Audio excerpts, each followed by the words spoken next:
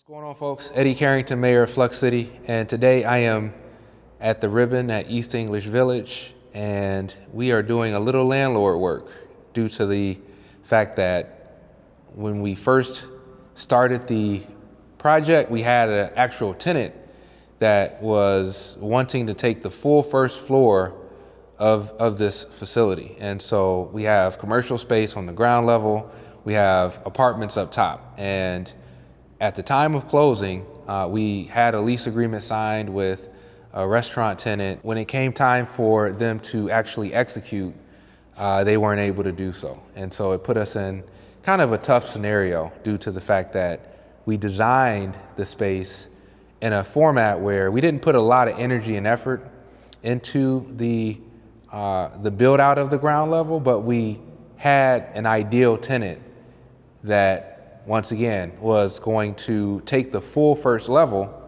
and that in turn allowed for us to design the ground level more specifically in a format that didn't require us to have certain things like means of egress. We didn't have to have 2 gas meters, things of that nature, where we didn't have to separate the fire suppression amongst a number of spaces. Due to the fact that, once again, we had one tenant that was going to take the entire ground level. But as time progresses and when it is time for that tenant to actually execute their vision, they kind of went ghost on me. And so that put me in a really, really tough scenario, ultimately forcing me to have to go and look for other tenants to take and inhabit this ground level.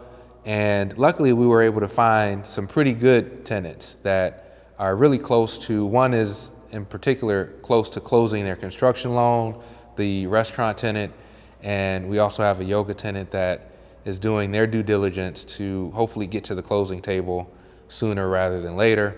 But ultimately we had to come back to the ground level, do a little demo on some work that pretty much was brand new to begin with.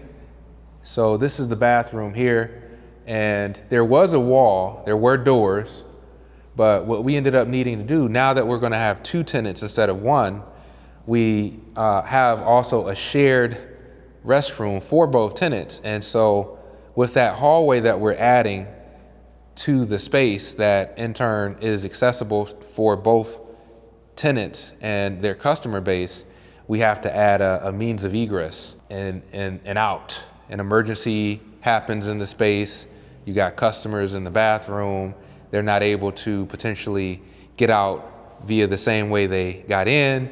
We actually now have to install an emergency door here. And so you're gonna see us basically bust out this wall here and add a door, but we also in turn needed to add a hallway here. And you know, those are the code requirements that we need to abide by in order to make sure that we're building to spec. But you know, we're gonna also have a bit of a hallway here and or wall that separates the restaurant's back of house with their front of house, as well as the yoga tenant on the opposite side of the facility. And right behind me, you really can't see, but this door, there was a vestibule here that we ended up needing to demo, and we're gonna in turn add a wall all the way down throughout pretty much the entirety of this open space to separate and parse out the 2 different spaces more effectively and efficiently in order for my restaurant tenant to hopefully start their construction pretty soon. We ended up having to demo some of the storage area here. We had to push this wall back roughly, I don't know, 3 feet. There was a wall, there was a door there. We had to delete that. Once again, push that back just about 3 feet in order to give the restaurant tenant direct access to a wet sink. And that unfortunately fell on my budget. And that pretty much costs me, I don't know, $7,000 to do this work that you're seeing behind me, pushing a wall back roughly 3 feet, adding a door on the other side of the actual room in order for me to have access in and out of. But here we are, and unfortunately that loss of tenant and the inability for that tenant to be able to execute their vision is costing me roughly around $130,000 in landlord work that I could have avoided if I had a tenant that could execute, or if I had a strategy where I had a layout that I stuck with at the very beginning, no matter if I had a tenant or not. I'd love to have a tenant take over the full ground level in order for me to not have to worry about attracting multiple tenants. And the downside of that is you're either 100% occupied or you're 0% occupied. But with the right tenant occupying this ground level, in their scenario, they had a manufacturing strategy in place where they were going to mass produce a certain product that they serve their customer base, and hopefully get to a point where they can distribute it amongst the larger grocery stores like a Meijer, Kroger, Whole Foods, things of that nature. And so that's one of the reasons why they wanted this entire space. But what I should have did was stuck to my guns and said, you know what, I need this place to be future-proofed, and in the event that you can't execute, this is what I'm proposing.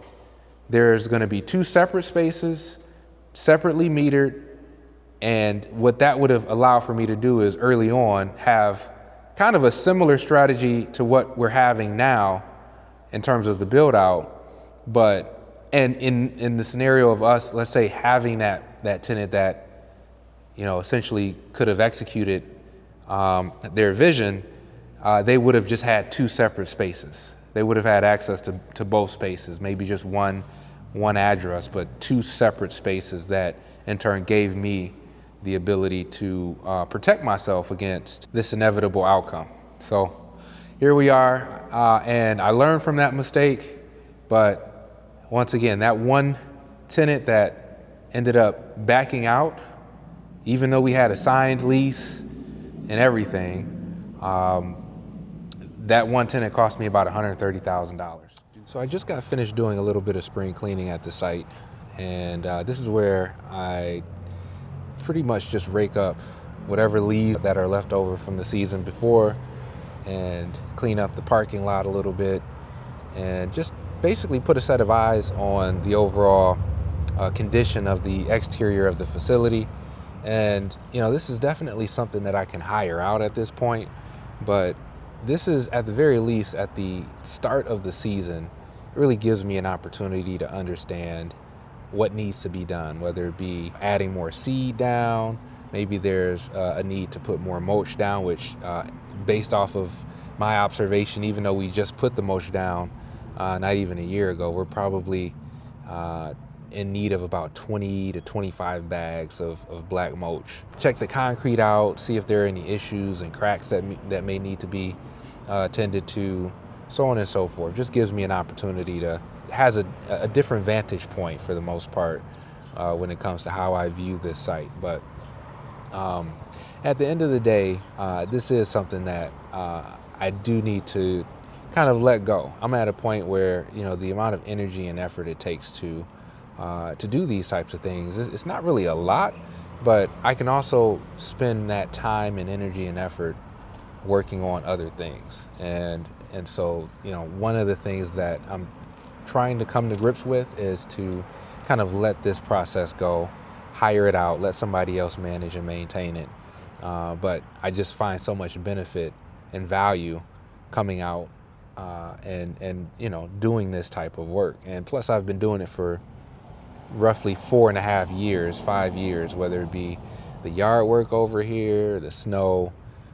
It's just kind of a habit of mine now at this point. And once again, I gotta break that in one format or another. But if you know any good lawn services on the east side of Detroit, let me know.